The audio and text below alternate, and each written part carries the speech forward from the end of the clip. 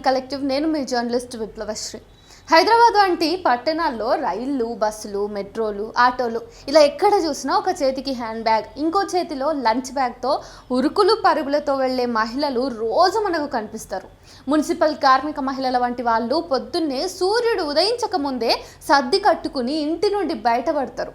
ఇక ఆసుపత్రులు, స్కూళ్ళు, షాపింగ్ మాల్లు మొదలైన చోట్ల పనిచేసే వాళ్ళు 8 గంటల కల్లా పని ప్రదేశానికి చేరుకోవాలి. ఐటీలో పనిచేసే వారికి పేరుకి పని గంటలు ఉన్నా అది నామమాత్రమే.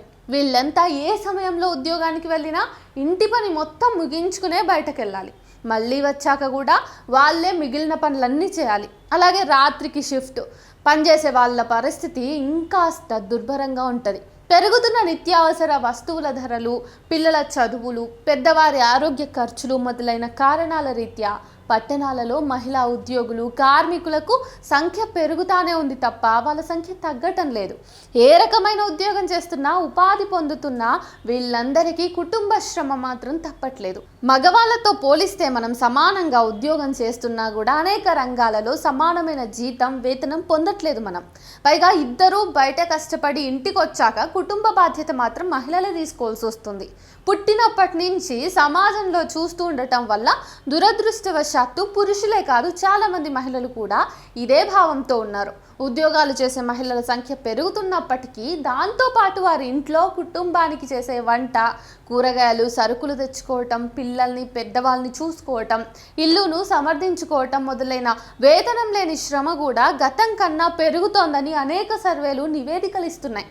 ఈ శ్రమకి గుర్తింపు కూడా ఉండట్లేదు. జీతం లభించే ఉద్యోగాలలో స్త్రీల పెరుగుదల పురుషులతో పోల్చినప్పుడు తక్కువగా ఉంది. కానీ కుటుంబ శ్రమలో పెరుగుదల మాత్రం పురుషుల కన్నా ఎక్కువగా ఉంది. భారతదేశంలో 2019 నుంచి 2024 మధ్య వేతనం లభించే పనిలో పాల్గొంటున్న స్త్రీల సంఖ్య 15.5% నుండి 18%, అంటే 2.5% పెరగగా పురుషుల్లో ఈ పెరుగుదల 58.1% నుంచి 61.2%, అంటే 2.9% ఉంది. వేతనం దొరికే శ్రమ అంటే స్వయం ఉపాధి, రెగ్యులర్ ఉద్యోగాలు, క్యాజువల్, కాంట్రాక్ట్, స్కీమ్ వర్కర్స్ మొదలైన వాళ్ళందరూ కూడా ఇందులోకి వస్తారు. వేతనం లేని శ్రమ విషయానికి వస్తే 2019 నుంచి 2024 లెక్కల ప్రకారం పైన ఉదాహరించిన అన్ని కుటుంబ పనులతో పాటు ఇల్లు సర్దటం, బంధువుల్ని చూసుకోవటం, చెత్తా చెదారం శుభ్రం చేయటం, అందరికీ భోజనం పెట్టడం, బాక్సులు సర్దటం, మొక్కలు పెంచడం మొదలైన వేతనం లేని పనులలో మహిళల పని పురుషుల కన్నా 2 పెరిగింది. ఇందులో పిల్లల పెంపకం అంటే పసి పిల్లలుగా వాళ్ళ ఆలనా పాలన చూడడం దగ్గర నుంచి స్కూల్కి పంపించడం, తీసుకుని రావటం, చదివించడం మొదలైన అన్ని పనులు కూడా చూడటం, ఇంట్లో ఎవరైనా జబ్బు పడినా, పెద్దవాళ్ళు, శారీరక మానసిక వైకల్యం కలిగిన వారు ఉన్నా కూడా వారి సంరక్షణ భారం ఎక్కువగా మహిళల పైననే పడుతుంది. ఇక్కడ మహిళలంటే ఆదాయం కోసం బయటకి వెళ్ళి పనిచేస్తున్న వారు అనే సంగతిని మనం గుర్తుపెట్టుకోవాలి. ఈ పరిస్థితి కొద్దీ గొప్ప తేడాతో దేశం మొత్తం మీద ఒకటిగానే ఉంది. 2024 సర్వే నివేదికల ప్రకారం పట్టణాల్లో కుటుంబ పనిలో పురుషులు 20% నుండి 40% భాగం పంచుకుంటూ ఉండగా స్త్రీలు 75% నుండి 85% బాధ్యత మోస్తున్నారు. ఈశాన్య రాష్ట్రాలు ఇందుకు కొంతమంది మినహాయింపుగా ఉన్నాయి. సిక్కిం, అరుణాచల్ ప్రదేశ్, నాగాలాండ్లో పురుషులు ఇంటి పనిలో 50% బాధ్యత తీసుకుంటున్నారు.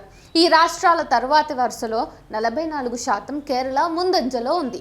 అదే మళ్ళీ వేతనంతో పనిచేసే పురుషులు, స్త్రీల సగటును గమనించినట్టయితే ఇక్కడ కూడా సుమారు అన్ని రాష్ట్రాల్లో ఇంచుమించు ఒకే పరిస్థితి ఉంది. 55% నుండి 65% మంది వేతనంతో కూడిన పని చేస్తుంటే స్త్రీలు కేవలం 10% నుండి 25% మాత్రమే ఉంటున్నారు. అందరికన్నా అత్యధికంగా తమిళనాడులో మహిళలు 25% వేతనం వచ్చే పనుల్లో నిమగ్నమై ఉన్నారు. బీహార్లో అత్యల్పంగా 9% మంది 10%తో ఉత్తరప్రదేశ్ తర్వాతి స్థానంలో ఉన్నాయి. తెలంగాణ 24%, హిమాచల్ ప్రదేశ్ 23%, కర్ణాటక 22%తో మెరుగైన స్థానాల్లో ఉన్నాయి. అయినా సరే ఈ రాష్ట్రాల్లో కూడా 80% ఇంటి పని ఆడవాళ్లే చేస్తున్నారనేది నగ్న సత్యం.